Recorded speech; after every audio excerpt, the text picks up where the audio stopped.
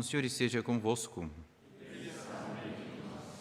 Proclamação do Evangelho de Jesus Cristo segundo Lucas. Naquele tempo, Jesus atravessava cidades e povoados, ensinando e prosseguindo o caminho para Jerusalém. Alguém lhe perguntou: Senhor, é verdade que são poucos os que se salvam? Jesus respondeu: Fazei todo o esforço possível para entrar pela porta estreita, porque eu vos digo que muitos tentarão entrar e não conseguirão.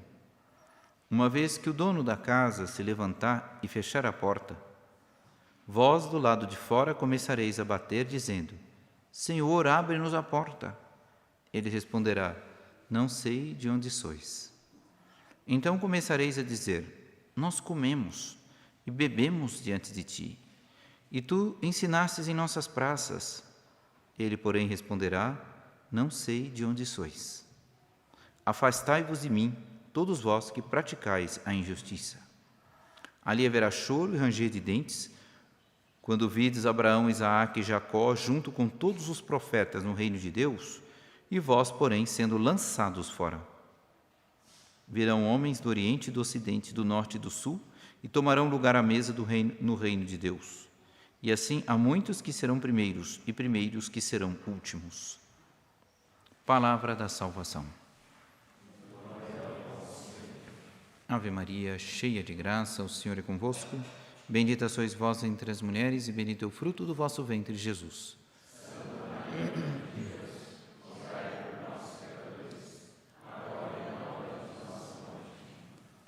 Sentados um instante. Eu cheguei um pouquinho atrasado hoje na missa, mas a razão foi muito séria. Eu estava celebrando uma missa aqui no sítio, do lado, e quando a missa estava chegando bem no final, estava quase perto da bênção, um barulho, plá, um barulho muito alto. E a missa a gente não pode tirar atenção ali da consagração. Continuei. Todo mundo olhou para trás, assim, aconteceu. Continuei, quando eu estava ali perto de dar a bênção, parou um carro. A missa terminou. Não, tá quase no fim. É porque teve um acidente gravíssimo aqui. Aí, eu dei a bênção, me desparamentei e fui até o acidente. De fato, era muito grave. Tinha gente, eram vários carros, 3, 4 carros, que se entrechocaram com tanta força que tinha gente que saiu voando pelas janelas assim. E os bombeiros ainda estavam caçando as pessoas no meio do mato. E eu fui lá correndo para ver se conseguia dar unção dos enfermos. Eu também comecei a correr atrás do mato lá para ver se encontrava alguém. Quando eu cheguei, graças a Deus, eu encontrei outro padre lá, um padre Arauto também, e nós dividimos o trabalho de dar a extrema unção. Algumas pessoas, todo mundo jovem ali, jovens presos, uma moça de seus 22, 23, presa no carro, assim, a lataria prendia ela, e eu olhar, quase que entrei no carro, assim, para dar unção para ela, ela me olhando assim, com um olhar assim que, não sei se estava meio viva, meio morta, e me lembrei do Evangelho de hoje. O Evangelho diz isso: quando o dono se levantar e fechar a porta. Cada um de nós tem um horário para o dono fechar a porta. A deles foi hoje. Dessa moça aí terá sido hoje. Fechou a porta. Quando ela saiu de casa, eu não sabia que tinha tão pouco tempo assim para se converter, para se arrepender, para mudar de vida. Queira Deus que ela já esteja na graça de Deus. Bom, ela recebeu a unção dos enfermos ali, uma graça muito grande para ela. Mas em que condições de alma ela estava? Porque também depende da situação dela, se ela aceitaria, não aceitaria. Tudo isso nós deixamos nas mãos de Deus. Queira Deus que a tenha salvado. Mas a porta se fechou. E para nós também, um dia a porta vai se fechar. E para aquelas pessoas que ficam atrasando a mudança de vida, nosso Senhor Jesus Cristo tem umas palavras de disciplina. A gente se pergunta, Jesus é tão doce, Ele tem palavras doces? Tem, para me consolar, para me trazer felicidade? Tem, mas Jesus só tem palavras doces? Não. Também algumas palavras são duras, são amargas. Às vezes são doces na boca, amarga no estômago, como diz a leitura do Apocalipse. Ou às vezes é o contrário, são amarga na boca e doce no estômago. Mas Jesus também tem palavras amargas, que é para nos tirar do torpor, nos tirar da moleza, da preguiça de levar uma vida assim, meio assado, e não nos definirmos fielmente naquilo que nós aprendemos na fé católica. Por exemplo, São Pedro, não deve ter sido doce para São Pedro quando Jesus chamou ele de Satanás. Não foi doce, foi duro. É a disciplina, é a correção. É o que diz aqui na carta aos Hebreus, São Paulo para nós hoje. Meu filho, não desanime quando ele te repreende, pois o Senhor corrige a quem Ele ama e castiga quem Ele aceita como filho. Correção e castigo, duas palavras proibidas no mundo de hoje, o mundo liberal, onde não se pode falar do inferno, não se pode falar de castigo nem de correção. Está proibido. Por quê? Nós vamos ver aqui agora. Porque o homem gosta de disfarçar a consciência, de colocar uma espécie de carapaça na consciência, para ele se sentir mais à vontade, pecar à vontade, até o dia em que o Senhor fecha a porta. Aí não adianta bater. É o Evangelho de hoje. Então nós vemos a palavra de Deus hoje, não é uma palavra doce, é uma palavra de disciplina, é uma palavra de correção. Pois qual é o filho que um pai não corrige? O pai tem que corrigir o filho, Deus nos corrige. No momento, a correção não parece alegrar, causa dor. Depois, porém, produz um fruto de paz e de justiça. Vamos à correção. No Evangelho de hoje, São Lucas, capítulo 13, versículo 22. Nosso Senhor está na Galileia. Ali na Galileia, onde ele usava uma palavra menos contundente, porque o povo era mais aberto, era mais simples, se abria mais a palavra de nosso Senhor Jesus Cristo. Nosso Senhor então vai ter toda a liberdade para explicar para eles uma realidade que nós católicos do século XXI pensamos muito pouco. Olha só. É verdade que são poucos os que se salvam? Jesus diz, fazei todo o esforço possível para entrar pela porta estreita. Então, não se pergunte se são poucos ou muitos, faça todo o esforço, porque muitos vão se esforçar e não vão entrar. Imagina aqueles que não se esforçam. Os nossos amiguinhos que não se preocupam, que dizem que na última hora vai ser salvo. Se aqueles que se esforçaram, muitos deles não se salvarão, imagina esses que nem se esforçam. Agora presta atenção. Muitos tentarão entrar e não conseguirão. Uma vez que o dono da casa se levantar e fechar a porta, quem vai adiando, fica tarde, o dono da casa, Deus, fecha a porta. Vós do lado de fora começareis a bater, dizendo, Senhor, abre-nos a porta. Resposta, nem sei de onde sois.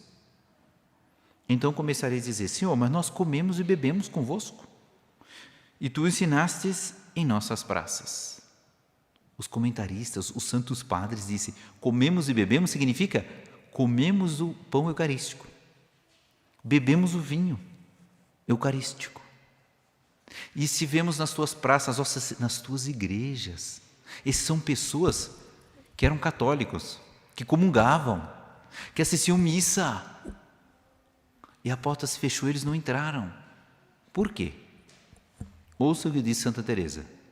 Santa Teresa estava rezando e de repente ela tem uma visão mística extraordinária, onde ela vê uma espécie assim de vão enorme no chão, e ali dentro como se fossem flocos de neve que caíam, só que pegando fogo, almas caindo no inferno, em quantidade.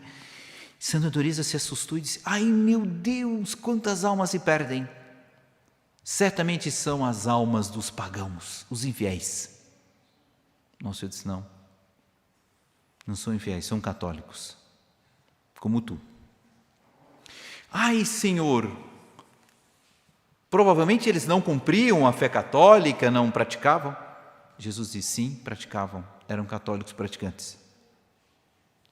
Ai, meu Jesus, então eles não se confessavam. Jesus disse, sim, se confessavam, com frequência. Mas se confessavam mal. Olha aí, se confessavam mal. E Santa Teresa, então Nosso Senhor disse para ela, avisa, Teresa, aos padres, aos bispos, aos pregadores, que eles falem muito da confissão, porque muitas pessoas se confessam mal. E nós devemos fazer um exame de consciência hoje. Ai, meu Deus, eu sou católico? Sou. Sou praticante? Sou. Como do corpo de Cristo, bebo do sangue de Cristo, bebo. Frequento as missas, frequento. E entretanto, me confesso? Confesso. E entretanto, a porta um dia vai se fechar para mim. E pode ser que eu não entre. E pode ser que eu receba de Jesus essa palavra. Nem sei de onde sois. Nem sei quem tu és. Então como fazer? O Evangelho de hoje nos convida a nós analisarmos esse ponto tão importante para a nossa salvação. O que é confessar-se bem e o que é confessar-se mal? Aí vem agora o tema para nós terminarmos e levarmos algo de precioso para casa. Porque pode ser que antes de chegarmos em casa a porta se feche.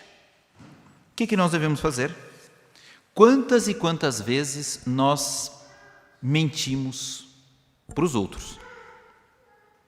E a gente sai da missa com carinha de santo assim.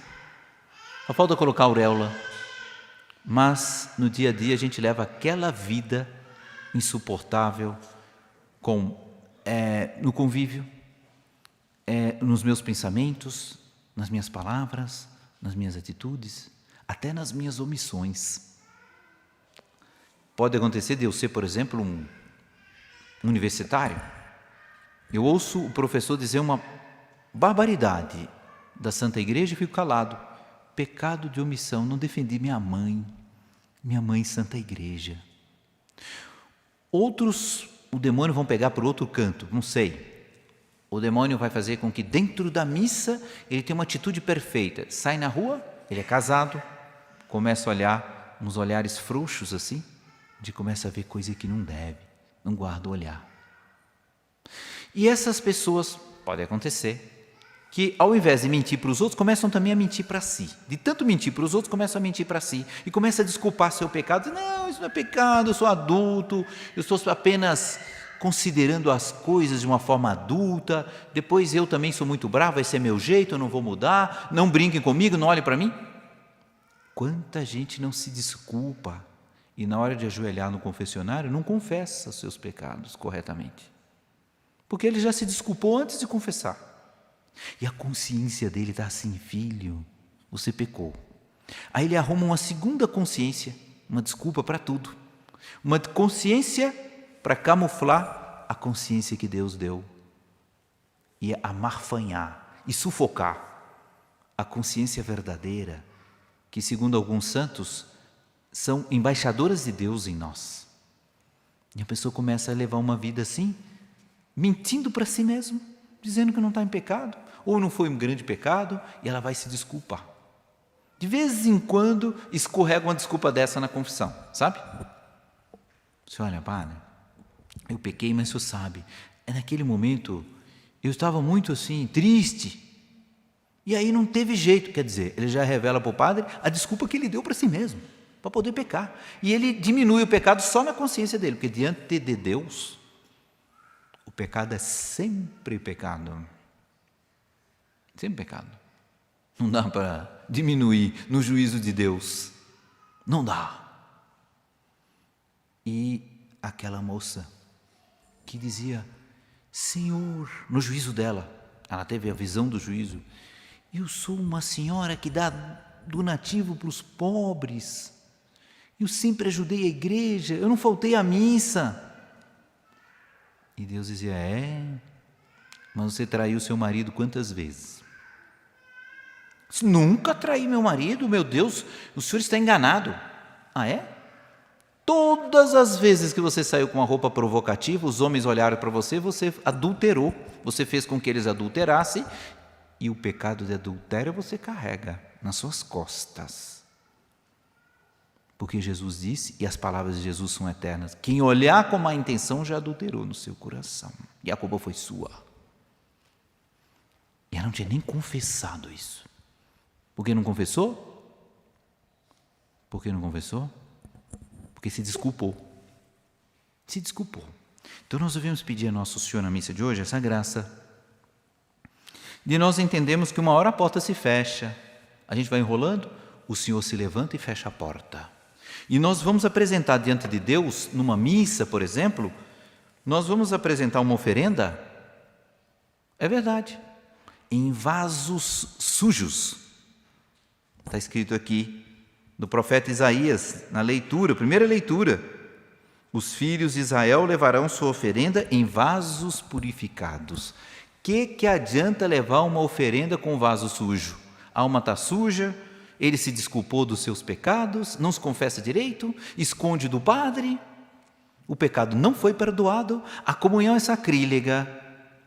Ele oferece uma super oferenda, um super donativo, entra na fila, canta maravilhosamente. Oferenda em vasos sujos. Nosso Senhor nos oferece esse presente, a disciplina, a correção, a repreensão. Meu filho, deixa de ser mentiroso consigo mesmo, faz um exame mais sério. Por que depois de tantas confissões você não mudou de vida? Será que não foi porque você está enganando a si mesmo, dizendo para si mesmo que não consegue, sendo que eu te ofereço a graça, a minha graça, para você mudar de vida? E você mente para si dizendo que não consigo, e depois continua, e vai voltando e reincide no pecado mortal. Pode ser, mas se for, que graça para mim considerar a imagem daqueles meus irmãos que agora há pouco assistiram a porta se fechar, quando menos esperavam. Vamos pedir então a Nossa Senhora que nos conceda a graça de sermos autênticos, fiéis, leais consigo mesmo. Que cada um seja leal consigo mesmo, faça um bom exame de consciência, procure o sacerdote e não tenha dúvida nenhuma, de uma vez confessado com sinceridade, o pecado estará absolutamente perdoado. Não se pensa mais nisso, mas levar a sério daqui em diante o compromisso que nós temos com Deus de nunca, nunca e nunca pecar. Louvado seja nosso Senhor Jesus Cristo.